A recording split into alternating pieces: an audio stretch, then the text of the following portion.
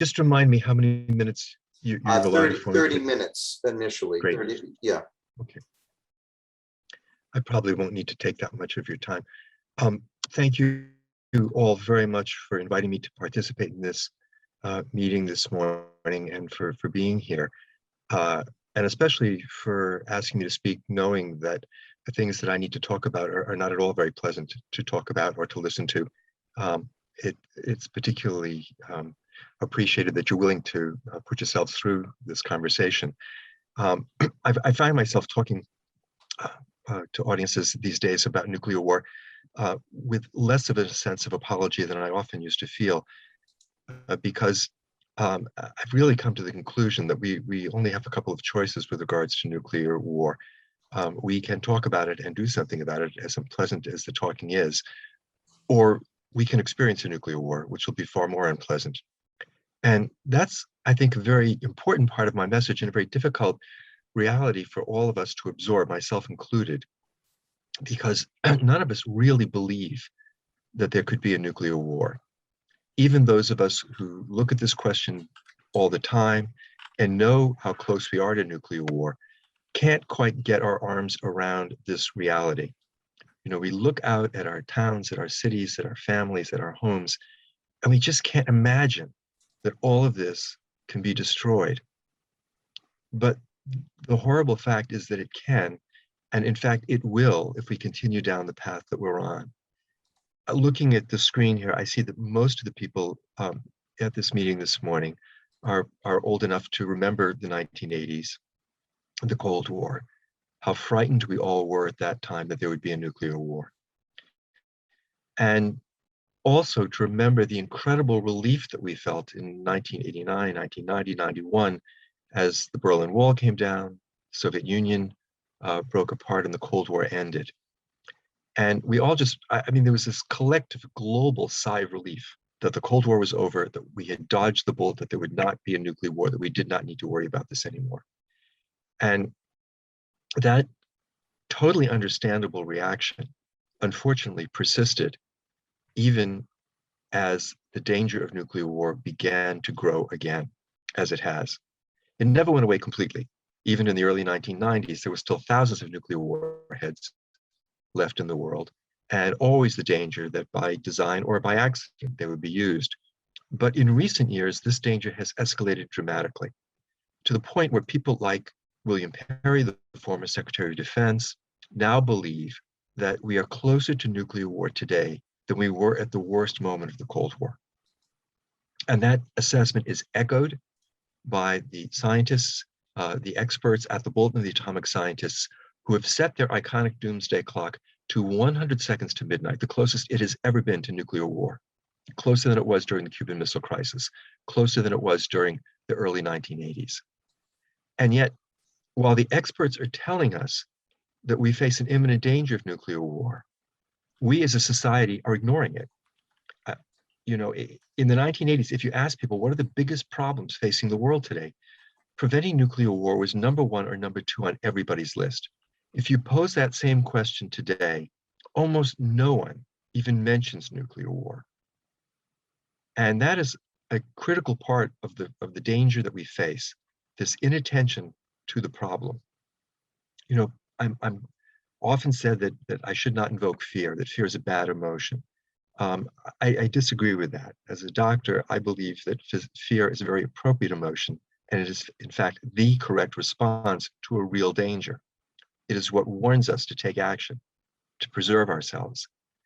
And we need to rekindle that fear, that understanding of the problem, in combination with figuring out a way forward so that when we talk to people, we are both alerting them to the danger they face and providing action solutions that they can adopt to avoid that danger. And fortunately, there are solutions, which I'll come to in a few minutes. Let me just talk a little bit about why the situation is so dangerous. I identify at least 6 factors. There are probably others, but very quickly. Relations between the United States and Russia, they are clearly the worst they have ever been. If people read the newspapers this morning, there is increasing talk of a possible Russian intervention in Ukraine, and who knows where that will lead. There are also potential flashpoints in the Baltic states, and both the US and Russia are modernizing their nuclear forces with an enormous expenditure of resources and are making explicit nuclear threats against the other side. We never thought we would see this again, but we are seeing it, and we have to know that we're seeing it. Relations between the United States and China are the worst they've been in 4 decades. China was essentially a partner during the closing years of the Cold War in containment of the Soviet Union, and a very vigorous, rich economic relationship developed between the United States and China. But that's not the situation anymore. We still have that economic relationship, but it is fraught with tension, and there is growing concern about possible military confrontation over Taiwan. The situation in Korea was one that occupied our attention for a number of years. It is clear that problem has not gone away, even though we're not paying as much attention to it, and it remains a very dangerous potential flashpoint. The fourth geopolitical area is the one that receives the least attention here in the United States, although I think in many ways it's the most dangerous, and that's the situation in South Asia between India and Pakistan. They have fought 4 wars. They are both nuclear powers. They came close to war in 2019, and if there is another war between them, the experts tell us it will almost certainly involve the use of nuclear weapons.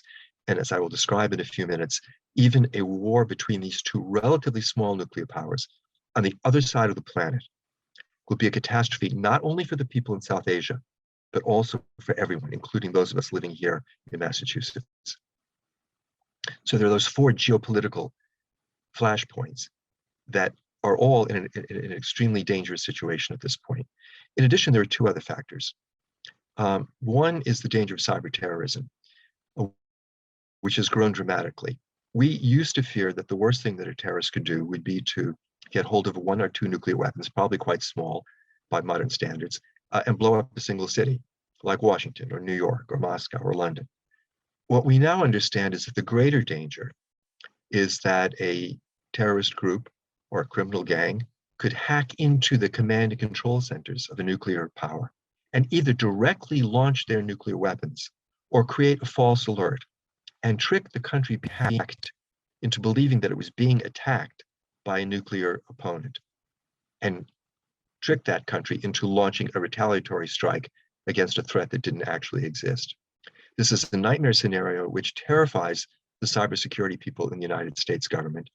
They know that there are hundreds, if not thousands, of breaches of Pentagon computers every day, and it is only a matter of time before somebody figures out how to get into the systems that control our nuclear arsenal.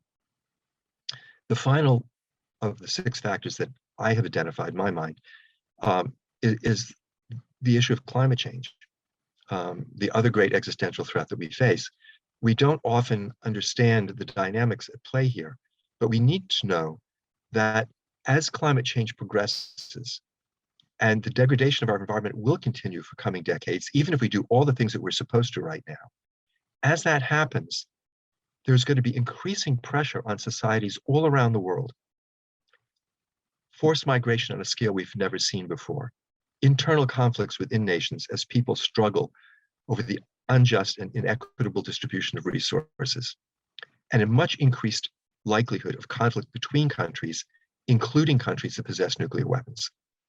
And if nuclear weapons are still on the table as this process unfolds, the likelihood they will be used will grow dramatically. So for all of these reasons, we face an increasing danger of nuclear war that demands that we take action to eliminate these weapons so they cannot be used. Let me talk for just a few minutes about what will happen if a nuclear war occurs, because I think it's also important for us to remind ourselves of the enormity of the danger we face, as well as its imminence. All of us back in the 80s did have some understanding about this. It's something that we have put out of mind, and there are generations of younger people who have grown up since the end of the Cold War who never learned about this stuff. And so it is important for us to realize what we are talking about, because I think, again, we have a great deal of difficulty getting our arms around this aspect of the problem, how huge the devastation would be. Last year, the anniversary of Hiroshima, many of us saw images of Hiroshima and Nagasaki, and those were powerful warnings to us of what nuclear weapons can do. But I think the most important thing for us to understand about Hiroshima and Nagasaki is that they do not begin to prepare us for the extent of the devastation that will result if nuclear weapons are used again. Because if there is a nuclear war between any of the nuclear armed states, it will not be one or two relatively small Hiroshima-sized bombs on one or two cities. It's going to be many bombs, each of which will be many times larger than the Hiroshima and Nagasaki bombs on many cities. If the United States and Russia go to war, a study that we did in 2002 showed that if only 300 of the 6,000 warheads in the Russian arsenal got through to cities in the United States, 75 to 100 million people would die in the first half hour. The entire economic infrastructure that we depend on would be destroyed. Everything that we need to keep ourselves alive, the internet, the electric grid, the public health system, the food distribution system, the system that distributes fuel oil and natural gas to heat our homes, all of this would be gone. And in the months after this attack, the vast majority of us who did not die in the initial attack would also die from exposure, from starvation, from radiation sickness, from epidemic disease. And the same kind of destruction would occur in Russia. And if NATO were involved, in Canada and in Europe. But these direct effects are only part of the story, because all of these explosions would cause enormous firestorms in the cities that were targeted, lofting up to 150 million tons, 150 teragrams of soot into the upper atmosphere, blocking out the sun, dropping temperatures across the entire planet by an average of 14 degrees Fahrenheit, up to 45 to 50 degrees Fahrenheit in the interior regions of North America and Eurasia. And this would cause conditions which have not been seen on this planet since the coldest moment of the last ice age. We would essentially be reproducing for a brief period of time the conditions that existed during that ice age. In the Northern Hemisphere, for 3 years, there would not be a single day free of frost. The temperature would go below freezing for at least some point every day. And under those conditions, all the ecosystems which have evolved since the last ice age would collapse, food production would stop, and the vast majority of the human race would starve to death. That's a large-scale nuclear war. But we now understand that even a limited war, as might take place between India and Pakistan, would also be catastrophic. The amount of soot put into the atmosphere would not be as great. The numbers of immediate casualties would not be as great, but the devastation would be horrifying. Again, something like 70, because the cities in South Asia are so densely populated, 75 to 100 million people dead promptly from the explosions and fires. And enough slid into the upper atmosphere, not to cause the nuclear winter conditions I just described, but enough to cause profound climate disruption across the entire planet, with a catastrophic effect on food production and the induction of a global famine that would put up to 2 billion people at risk of starvation. Now, that would not mean the extinction of our species, as a large-scale nuclear war might lead to, but it would be the end of civilization as we know it. No civilization in history has ever withstood a shock of this magnitude, and there is no reason to believe that the very delicate, complex economic system that we all depend on would survive disruption on this scale.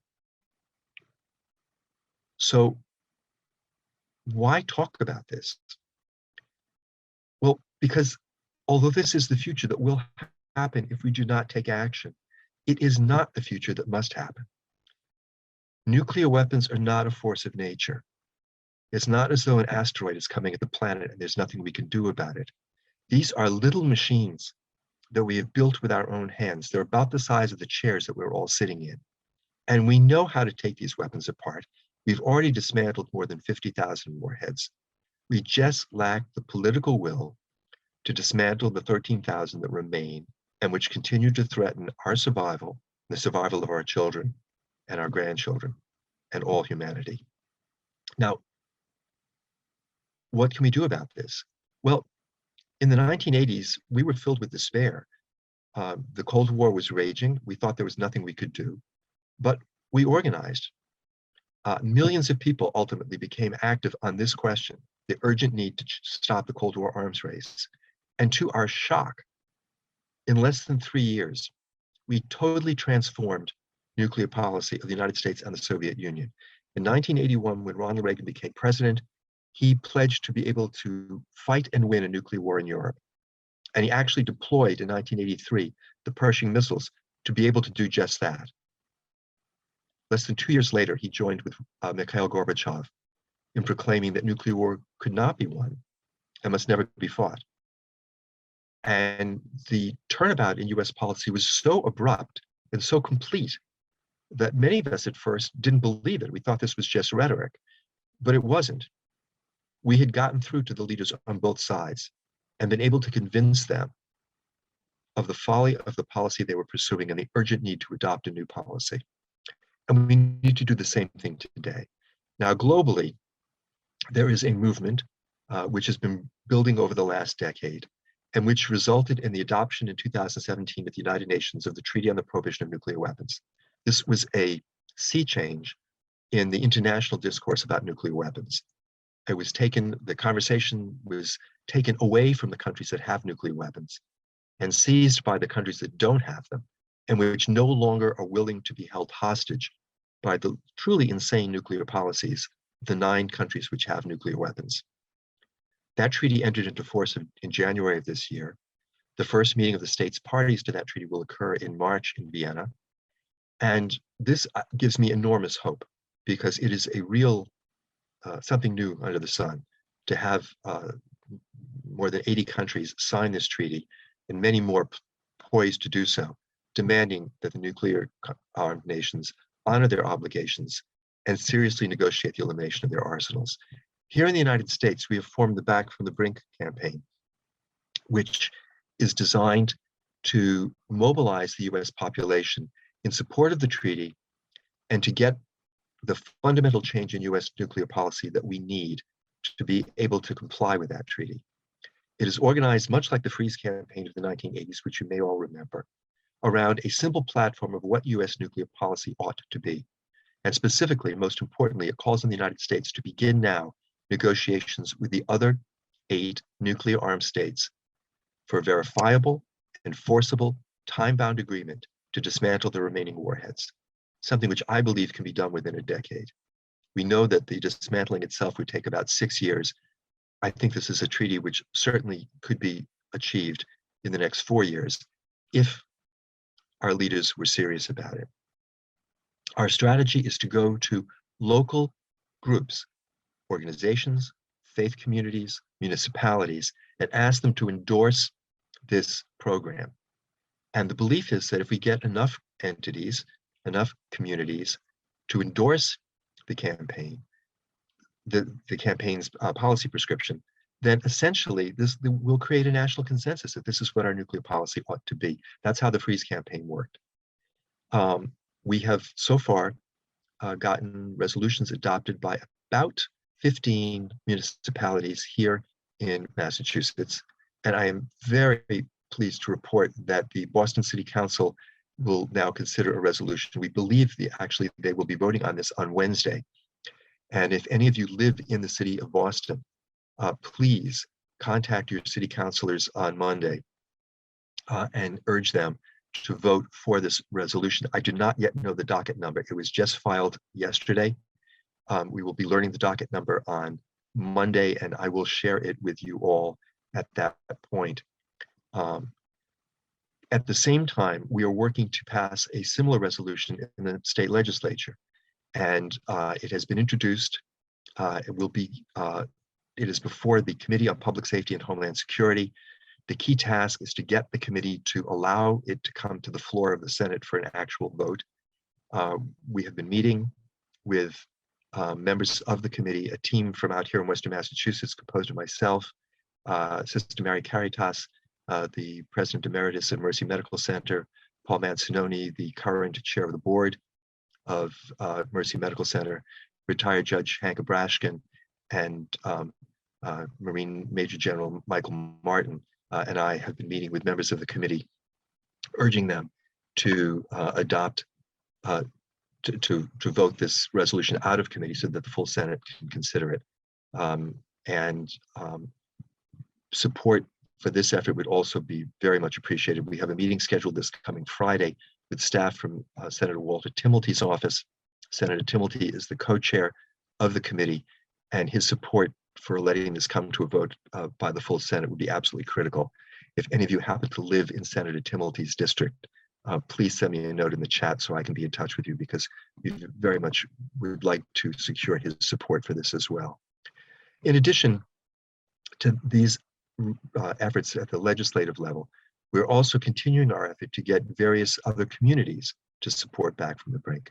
So a number of churches and other faith communities across the state have specifically endorsed the Back from the Brink platform. And Pax Christi as an organization has, if your specific parish has not, it would be terrific to bring this before the parish and get them to endorse this as well. If you belong to other organizations, Rotary clubs, Kiwanis clubs, other civic groups, those kinds of groups also are being asked to endorse this campaign. I will put in the chat in a minute the website for the campaign. It's www.preventnuclearwar.org. Very easy to remember.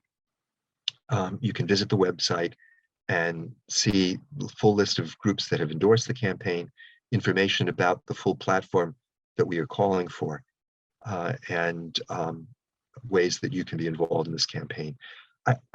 You know, as I said at the beginning, this is very heavy stuff to talk about. We are facing an extraordinarily great danger. And knowing about this puts a tremendous responsibility on our shoulders, because once we know about it, we can't ignore it. We have to take action to address this problem. But I think I would also suggest to you all that if this is a burden that I have shared with you this morning, and I'm sure many of you know all of this information anyway, but for those who may not have known about all of this stuff, if this is a burden that I've shared with you this morning, I think it is also in many ways, I'd like to think of it as a gift. Every one of us is trying to make our life meaningful. We want to do something good while we are here. Those of us living today have been given the opportunity to save the world. And there is absolutely nothing better that any of us can ever do with our lifetime. And so I hope that we can absorb this responsibility in that spirit.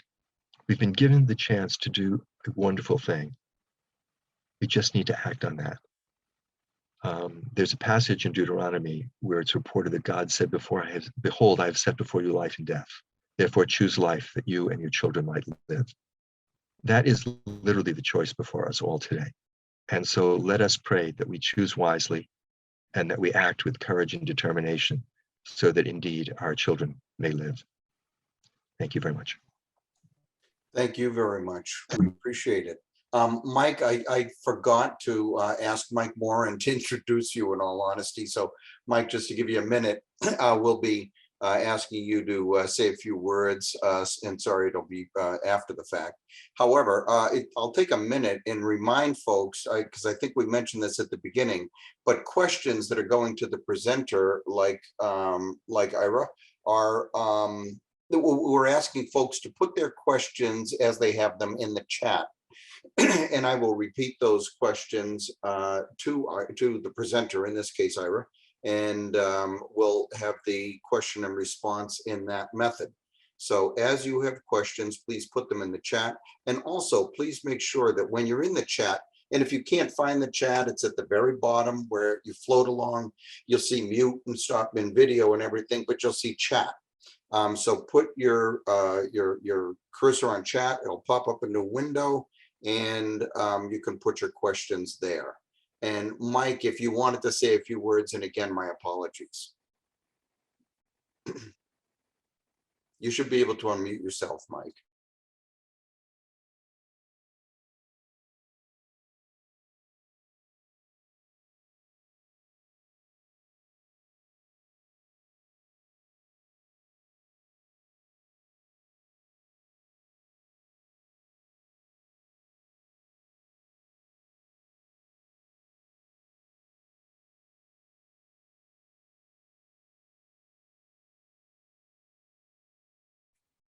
He's not unmuted yet, Phil. I'm not sure why. Oh, Yeah, there it is. it There it is. finally worked. Thank you, Phil.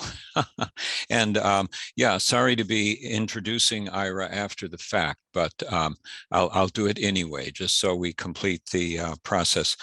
So Ira Helfand, MD, is a member of the International Steering Group of the International Campaign to Abolish Nuclear Weapons, ICAN, the recipient of the 2017 Nobel Peace Prize, and immediate past president of the International Physicians for the Prevention of Nuclear War, the founding partner of ICAN, and itself the recipient of the 1985 Nobel Peace Prize. He is also co-founder and past president of Physicians for Social Responsibility, the International Physicians Group US affiliate. He is active in the Back from the Brink campaign, as you just heard. He is published in the New England Journal of Medicine, The Lancet, and the British Medical Journal on the medical consequences of nuclear war. Dr. Helfand was educated at Harvard College and the Albert Einstein College of Medicine, and he's based in the Springfield area.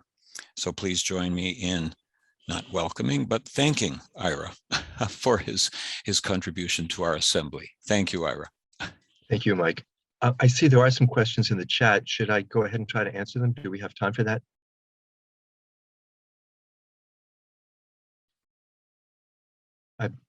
I'm seeing You're Phil's muted, lips Phil. moving. There it is. Phil, do I We have a didn't few hear you, minutes to Phil. turn? If, Rocco, can you mute yourself? Because every time you talk, it comes up. I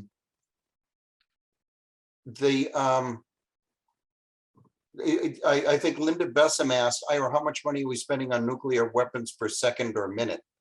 Yeah, Sister Linda, I should know that the answer to that, and I don't. I can tell you that the amount per year is about $70 billion, and that over the next 30 years, the upgrade of the nuclear arsenal is anticipated to cost $1.7 trillion in addition to the annual expenditure of $70 billion to maintain the arsenal.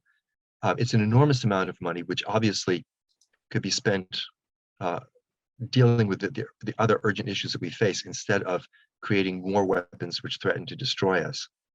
The next question that I see was from Nancy Sosnowski. How can we attract young people to our cause?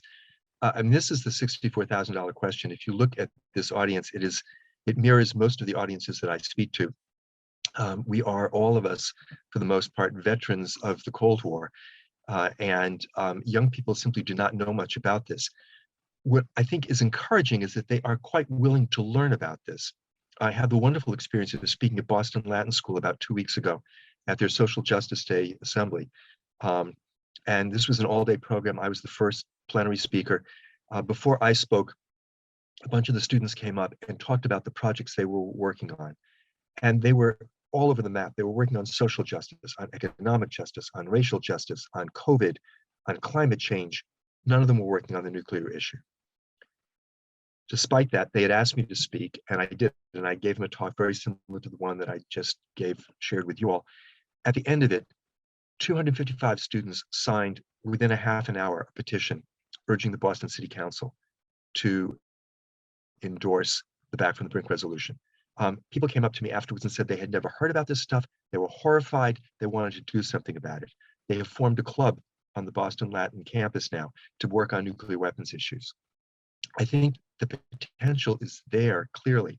Students have shown young people, an enormous activism around the climate issue, which they do know about. It's just up to us to get word out to them. And that has been somewhat difficult because they don't respond. If you announce, I'm going to give a talk on nuclear weapons, they don't necessarily come. We have to figure out how to go to them through their schools, maybe through their classrooms, through assemblies like the one at Boston Latin. But clearly there is a receptivity there if we can just get the message to them. Then the next question was on suggestions on how to present to localities. There are materials available. If you go to the Back from the Brink website, There are fact sheets and other types of materials that can be downloaded. We are hoping to do a better job of making other resources, including videos and so on, available. We do have a speakers bureau. People can be in touch with me, and either I'm happy to speak when I can. There are other people in our group who are happy to go out and speak to audiences, and we would be very grateful actually for any invitations that you all can arrange for us to be able to get information about this campaign out to other communities.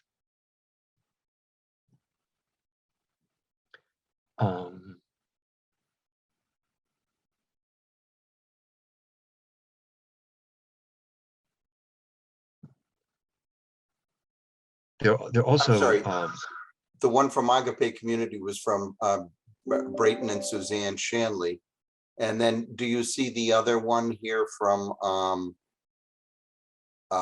give me a second, because I've got a couple conversations going on here, sorry.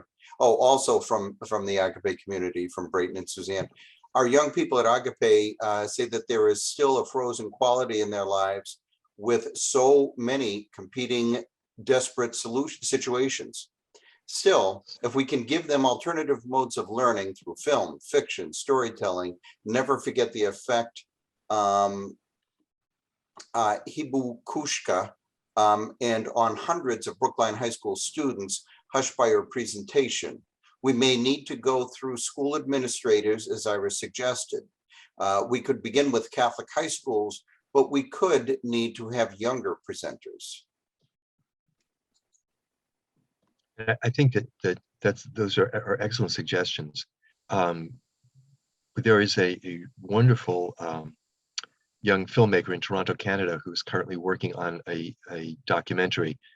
She's about 20 years old. She does incredibly sophisticated work, and she's working on a documentary linking the climate issue and the nuclear issue, which I think could be extremely valuable for us in reaching out to young people who are so keyed into the climate question.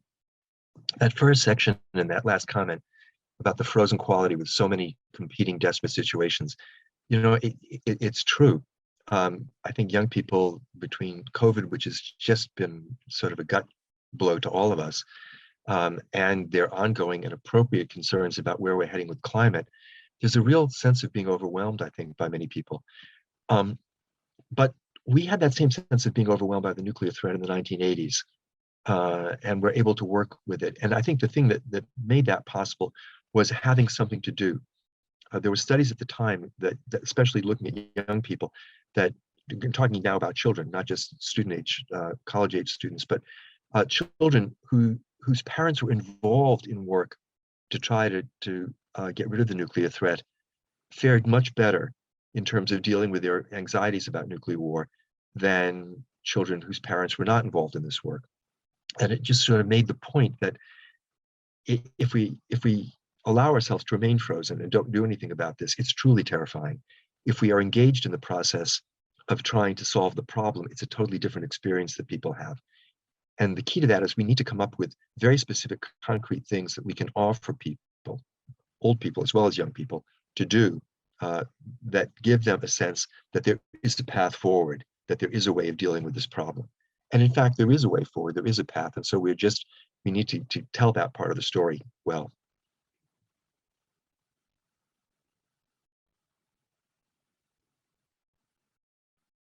And a great suggestion to have a youth summit for parishes to talk about this issue. Right. And again, we'd be happy to work in any way to help to assist with that.